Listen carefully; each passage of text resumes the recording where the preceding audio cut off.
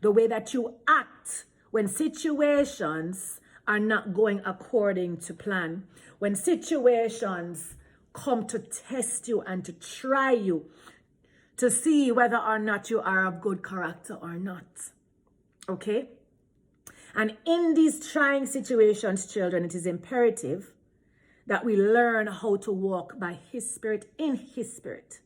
Meaning that we're walking in obedience. Meaning that every step that we are taking in faith, because it's taking faith to make these steps, faith. Because a lot of times it doesn't make sense. Last week we were talking about faith is a substance of things hoped for, the evidence of things not seen.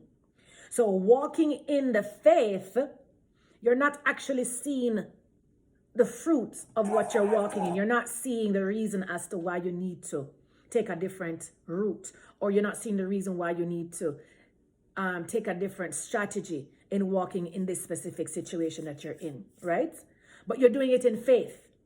You're doing it in faith because you're believing that this is how your Father would want you to walk. You know that He would be pleased if you were to take this specific path. So this is why it is very important for us to, in obedience, it says, this book of the law shall not depart from you day or night. That's what it says in Joshua, right? You have to read the word over and over again. Thy word have I hidden, says in Psalms. Thy word have I hidden in my heart, so that I will not what? I will not what? I will not what? Thy word have I hidden in thy heart, so that I will not sin against you, Father. I will not disappoint you.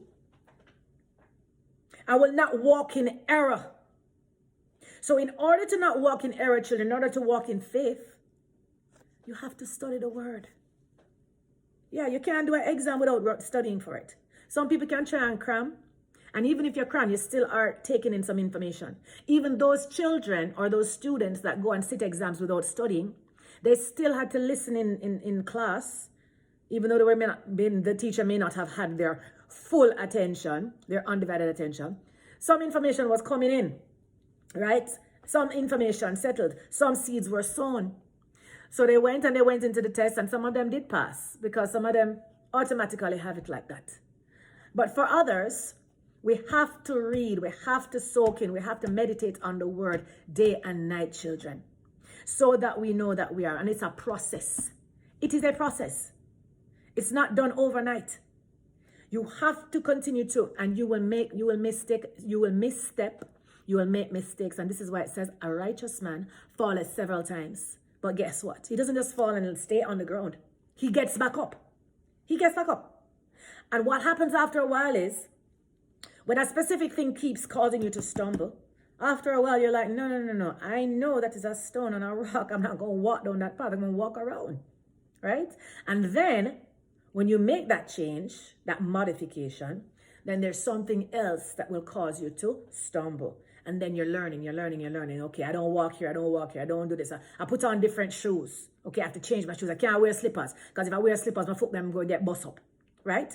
So there are different things that you learn to do, children. The Holy Spirit will teach you how to do as you run this race. Right? The path that you need to run on. The path that you need to walk on. Right? Should I walk down that path? No, I'm not walking down that path because it's full of thorns. It's full of prickles. Especially if I'm barefooted. I don't have no shoes. I can't walk down the path. So there are things that you learn, children, as you go along, but it is faith. It is faith. It's now faith. Now, right now, not tomorrow, right now faith. So if you don't have it, it says to ask and it shall be given unto you. Seek and you shall find. Knock and the door shall be opened unto you. So if you're asking Daddy for these things, if you're asking for the faith to move forward, He will give it to you. All right. Now, there are a few things that I want to talk to you about before I get to the faith part of it. But here it's speaking about, in Galatians chapter 5:16, walking in the Spirit so that you will not fulfill the lust of the flesh. Because your flesh, your carnality is lusting. It is wanting to do this, craving for it. It's like trying to stay away from those of you who love ice cream or those of you who love meat. You see the meat, you smell the meat cooking. Oh my gosh, I just have to have some of that meat. What? How can I have a meal without any meat in there? No, no, no, no, no, no. I have to have some meat on my plate. Why? Because your body has gotten so accustomed to it. It's like sweetness to your soul. Sweetness to your soul. That is the lusting that your flesh is lusting for, that flesh. Right? For that meat that you're eating. Same way our carnality lusts after sin. The things that are bad. The things that are wrong. The things that cause us to walk in error. There is something that happened in us children. Way back when. Right? When Adam and Havel, when Adam and Eve fell, right? They caused an arousing of the flesh that was not there before. Okay? So we reap what we sow. We weren't there when it happened, but we were literally there in their seed, right? Yes, we were literally there as seeds inside of their seed. So we still have to we have to deal with the repercussions of their sins, right? Because they're our predecessors, they're our forefathers. So we're one body, one spirit. So yes, they made a mistake, but we have to now come in alignment. And this is why Yahushua HaMashiach had to come to take back the keys of death, hell, and the grave in order to give us back the power that we need in order for us to now learn how to walk in the spirit, learn how to walk in faith and not in our carnality. Okay? It says in verse 17, for the flesh lusteth against the spirit. So it's a war. It's a constant back and forth. The flesh wants this and the spirit wants this. And the flesh wants this and the spirit wants this. And you're constantly this tug of war. Feel like you're pulling back and forth. And you feel like sometimes you also want to rip your hair out of your head. You're like, what is this? I'm trying. It's written, the things that I want to do, the things that I don't want to do are the things that I do. I'm trying so hard to do the things that I know are right, but I end up doing the things that are wrong. That's what Paul was talking about, right? So we need to be very careful, children. And in reading the word, in meditating in the word, in covenanting with daddy, in communing with daddy, the transformation that is taking place in our minds, in our hearts, in our souls, and in our spirits is giving us the power that we need, the fire that we need in order to kill and crucify that flesh. And the situations that we go through, the pain that we go through as well, children, is what helps to crucify and crush that carnality that is inside of us.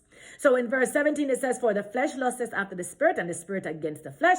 And these are contrary to one to the other. So that you cannot do the things that you would. Yeah, exactly. That's what we just said. Verse 18. But if ye be led by the Spirit, which means you have to invite the Holy Spirit to come and lead you. Yeah, you have to invite him. You are not under the law. Okay. Now let's jump over to, I want to do Corinthians. Let's go to 1 Corinthians. 1 Corinthians chapter 13. Let's go to 1 Corinthians 13. Okay. And I'm going to have to pick this up again next week. So it speaks here, we're talking about love. Love. And the reason why I chose these verses and these scriptures is because as you're walking in faith, children, there are certain fruits that go along with it. All right.